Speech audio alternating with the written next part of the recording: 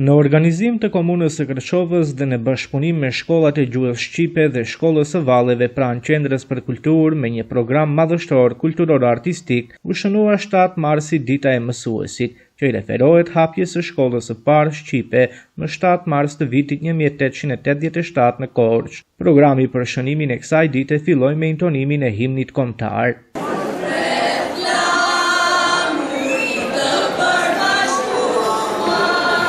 Kryetari i komunës së Kërçovës, Fatmir Dehari, duke i uruar arsimtarët, këtë ditë e ka vlerësuar si një ndër datat më të rëndësishme të historisë sonë kombëtare. Dhe në fakt dua të ndaj atë emocionin e veçantë edhe të kësaj date të rëndësishme të kombit tonë, popullit tonë shqiptar, gjithandej, shumë të respektuar mësues, sot është dita juaj, dita e 7 marsit 1887.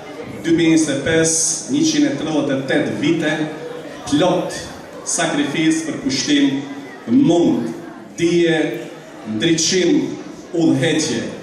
Pra, në gjithë këtë periudhë kohore duke u nisur nga mësojtorja e parë, ajo e Korçës dhe mësuesi i parë Pandeli Sotiri, i cili u vra nga grekët me vetë faktin për të vetmen arsye të kontributit të madh dhe marrjes përgjegjësi për të hapur shkollën e parë shqipe. Dhe nga këtu fillon pesha e madhe e kësaj date dhe pesha e madhe e juaja mësues të dashur. Më pas, kryetari i komunës Fatmir Dehari ndau edhe mirënjohje për pishtarët e arsimit shqip në Kërçovë për kontributin e dhënë në arsimimin e brezave për veteranët e arsimit Floresha Zenku dhe Hasib Beqiri. Të pranishmit ndoqën edhe pikat artistike të nxënësve të shkollave shqipe të gërshetuara edhe me motive patriotike.